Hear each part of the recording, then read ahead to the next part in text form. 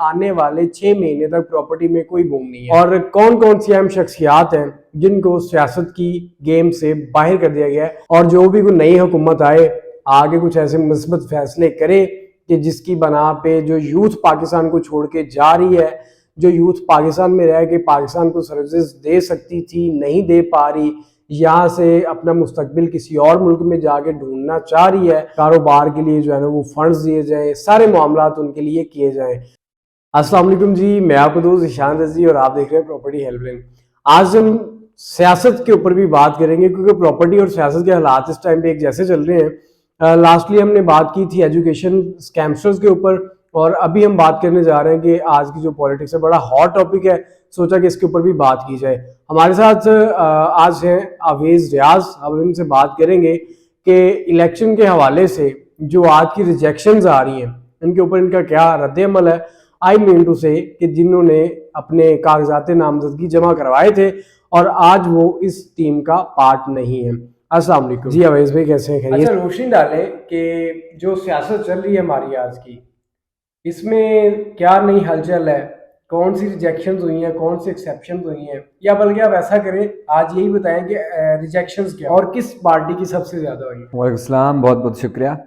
सबसे पहले मैं आपको बताना चाहूँगा कि सियासत में जिस तरह लेटेस्ट न्यूज़ आ रही हैं, रोज़ बरोज़ ही सैनरियो चेंज होता जा रहा है। कभी कौन सी खबर आ रही है, कभी कौन सी खबर आ रही है, कभी एक तरफ की किसी पार्टी को बिल्कुल ही साइड पे किया जाता है तो कभी किसी पार्टी को ऊपर उठा लिया जाता है। अगर हम थोड़ा सा पीछे जाएं, कुछ ईयर से पीछे जाएं, तो देख लेते हैं हम 2018 के इलेक्शंस को। तो वहाँ भी इसी तरह ही हुआ था पहले पहले कि एक पार्टी को बिल्कुल नीचे किया गया था और दूसरी पार्टी फेम आ गया उसमें पार्टी में, तो वो ऊपर आ गई। लेकिन अब की सिचुएशन और 2018 की सिचुएशन में थोड़ा बहुत फर्क है कि उस वक्त इतना जुल्म नहीं किया जा रहा था किसी के ऊपर। उस वक्त ना ही कागजात नामजदगी किसी के कैंसिल किए जा रहे थे, ना ही कुछ ऐसा कि उनके चेयरमैन को अपने पार्टी की क़यादत से भी हटाया गया हो, ऐसा कुछ नहीं किया जा रहा था।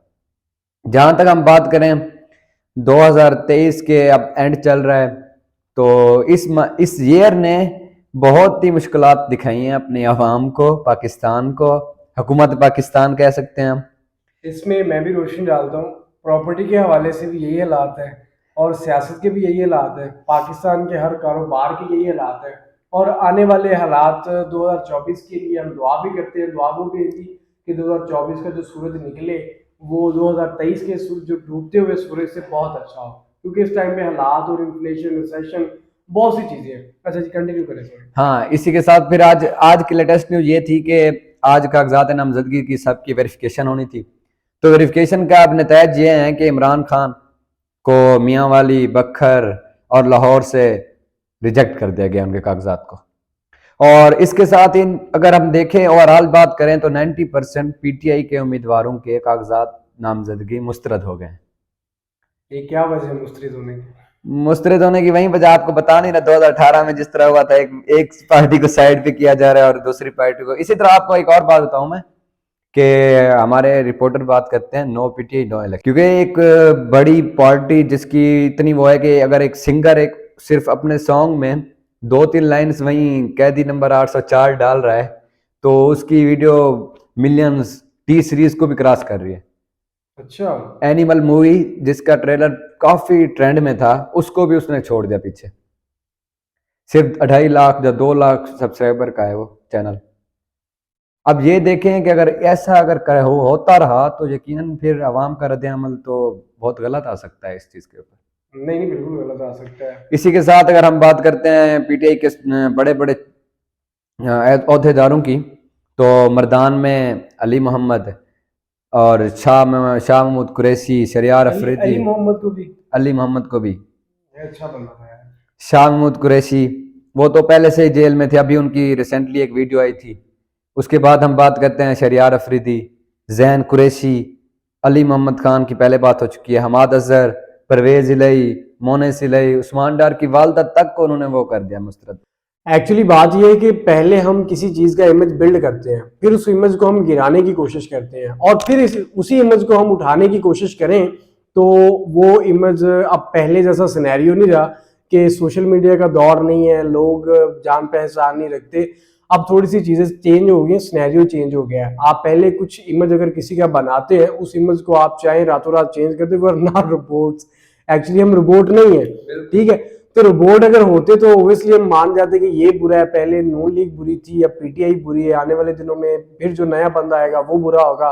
और यही हमारे साथ 76 ईयर्स हो गए हैं, होता चला आ रहा है। अलबत्ता मेरा मकसद सिर्फ और सिर्फ ये है कि पाकिस्तान की जो स्टेबिलिटी इस टाइम पे वेरी डाउन है, यूथ बड़ी परेशान है। अगर आप आज एक पोस्ट लगा दें कि आप कनाडा के वीजे दे रहे हैं, ऑस्ट्रेलिया या किसी भी मुल्क के वीजे दे रहे हैं, आप उसको सिर्फ स्टेटस लगा दें तो आपको ढेरों कॉल्स आएंगी कि मुझे बाहर भेज दो। तो इस टाइम पे एक बहुत बुरा सिनेरियो चल रहा है, रिसेशन का तगड़ा टाइम चल रहा है। ओवरऑल पूरी दुनिया में हो सकता है, लेकिन पाकिस्तान में कुछ एक्स्ट्रा चल रहा है। उसकी रीजंस यही है कि प्रॉपर्टी के ऊपर जो हालात चल रहे हैं, ओवरऑल पाकिस्तान के हर बिजनेस के ऊपर हालात चल रहे हैं। और प्रॉपर्टी का बिजनेस मैं आपको बताता चाहूँ कि आने वाले 6 महीने तक प्रॉपर्टी में कोई बूम नहीं है। वेरी स्लोली सारे काम चलते चले जाएंगे। अभी नई हुकूमत आने में, सपोर्टदारियां होने में तकरीबन 2-3 महीने जो है ना वो लगते होते हैं। तो 6 महीने का भी टाइम है कि प्रॉपर्टी में उतना बूम नहीं आएगा। आहिस्ता स्लोली क्रॉलिंग करती हुई चलती चली जाएगी। अलबत्ता जो हमारी पॉलिटिक्स है उसके अंदर 8 फरवरी को जो है ना वो कुछ होने जा रहा है। लेट्स सी कि क्या होता है वो।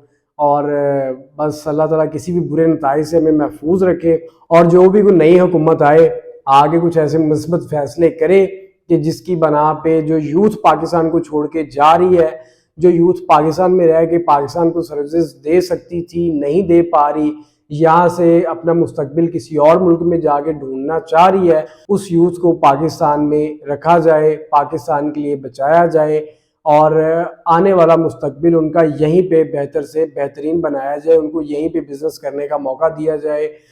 ये मेरे कुछ ख्यालात थे। मैं अगेन रिपीट करता हूँ कि मैं इस टाइम पे इस प्लेटफॉर्म पे बैठ के प्रॉपर्टी के रिगार्डिंग चूँकि हम वीडियोस बनाते हैं, तो कोई पीटीआई नहीं, कोई नून लीग नहीं और ना ही कोई और दूसरी जमात है।